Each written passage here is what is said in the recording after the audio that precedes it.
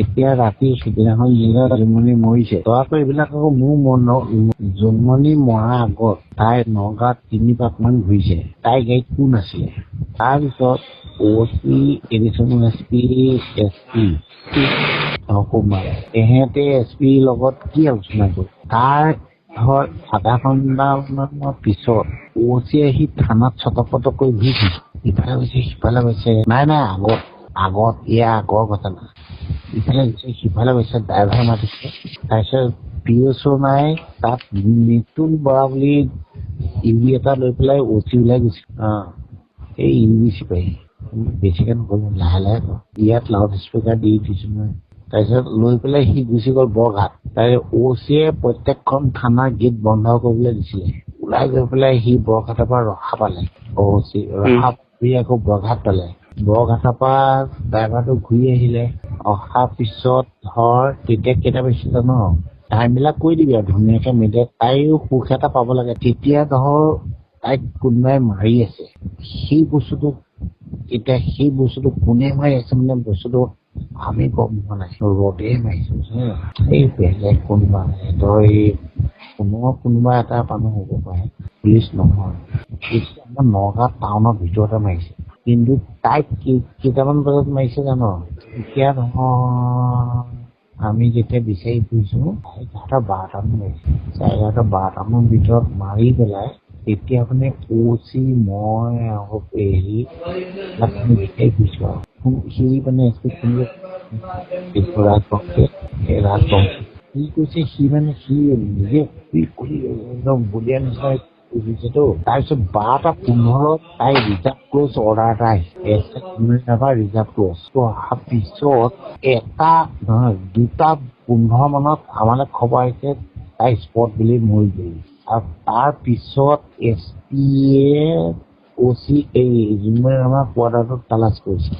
মৰাৰ পিছত নিউজত মৰা আগত বুলি কৈ আছে, কিন্তু মৰাৰ পিছত কৈছে। এতিয়া মাকে কৈছে যে এইবিলাক মই মুৰ্গী পোহা গাহৰি পোহা পইচা কেইটা আছে সেইটো কৈছে হা। কিন্তু তাৰ আগতেই ধৰ জোনমণি মৰিলে। তাই মৰোতে প্ৰায় 11:30-12টাৰ ভিতৰত মৰিছে। তাৰপিছত এতিয়া ধৰ যিটো প্ৰত্যক্ষদৰ্শীয়ে কৈছে গাড়ীখন তাতে ৰখাৰ পিছত 10 মিনিটৰ পিছত এখন ট্ৰাকে খুন্দা মাৰিছে। তাই জোতাযোৰটো ভৰিত লাগি থাকিব লাগিছিল, কিন্তু তাৰ আগতে সিহঁতে কিবা ৰেপ চেপ কৰিছে।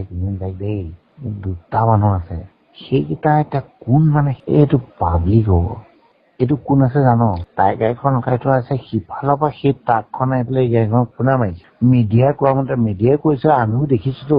এতিয়া তাই যিযোৰ জোতা ইয়াতো পিন্ধি আছিলে সেই সময়ত এইযোৰ জোতাই পিন্ধি আছিলে থানাত। তাই যিদিনাখন মৰিছে সেইযোৰ জোতাই পিন্ধি আছে, কিন্তু এপাত জোতা পিছফালে চিটত কিয় থাকিব? হয় নে নহয়? এপাত জোতা তাই পিছফালে থাকিব নোৱাৰে, দুপাত পিন্ধিয়ে থাকিব লাগিব। এপাত জোতা তাই পিন্ধি আছে, এপাত জোতা পিছফালে চিটত আছে।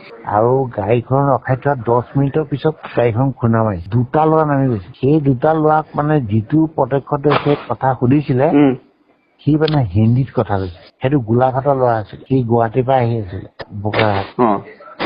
সেইটোৱে ইমানখিনিলৈকে গম পাওঁ, কিন্তু তাই ঘৰৰ পৰা ওলাই যোৱাৰ সময়ত আমাৰ হবঙা ICU ৰাভা আছিলে।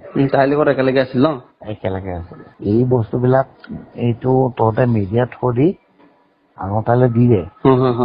আৰু OC এডিশ্যনেল SPয়ে সেই সময়ত SP বাংলাত কি কথা পাতিছিলে সেইটোও ক না। মৰা আগমুহূৰ্তত কোন আছিলে? এডিশ্যনেল SP টুংবুং নে খুম্বাং আৰু OC মনোজ ৰাজবংশী আৰু SP কি কথা পাতিছিল। তেতিয়াহে তাই ৰিনা জলাই গম পাব যে নগাঁৱত কি বস্তু চলি থাকে। সেইদিনা মই ৰাজবংশীৰ লগতে ঘূৰি ফুৰিছো। সেইদিনাখন বিচাৰি পেলাই আমি গোটেই টাউনখনে ঘূৰিছো। তাই 3 চকৰমান মাৰিছে, মানে তাই মৰা নাই। গাড়ীখন এই হেৰিয়ে চলাই আছিলে তোমাৰ মৰিকলং কি হবঙা ICয়ে চলাই আছে।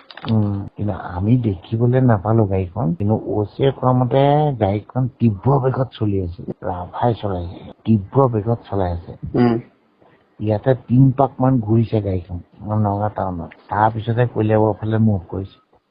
তাৰ আগত মানে OCয়ে এইটো মই শুনি আছো বৰঘাটৰ গেটটো বন্ধ কৰিবলৈ দিছে, সেইটো শুনিছো। কিন্তু বৰঘাটৰ গেটটো বন্ধ কৰিবলৈ দিয়া, বাকী গেটটো বন্ধ কৰিবলৈ দিয়া শুনা নাই। ইয়াৰ ৰহস্যত আমাৰ পুলিচ এই গোটেইকেইটা জড়িত আছে, পুৰা জড়িত আছে। SP আছে, ক্ৰাইম আছে, হৰভঙা হেৰিটো আছে গোটেইকেইটা মিলি মাৰিছে হত্যা এইটো হত্যা কৰিছে এইটো মানে এতিয়া সিহঁতে যিবিলাক কৈ আছে এইবিলাক ফটোৱা কথা আৰু CID যদি মই ৰাস্তাতে কথা পাতিব পৰা হলে আৰু CID দিব নালাগিছিল CID টো আমাৰ পুলিচৰ মানুহেহে এইটো তোমাৰ হেৰিয়াক দিব লাগিছিল এই আৰু তাতো CBI দিব লাগিছিল আৰু GP সিঙৰ লগত ৰীনা দলে এটা GP সিঙৰ লগত ৰীনা দলে এটা তাই বিৰাট টান্স মানে তাই GP সিঙৰ লগত আগৰ পৰা মানে সেই একেলগে থকা খোৱা চব এক লগত তোক মই ভাঙি পেলাই কথাবিলাক কৈ দিলো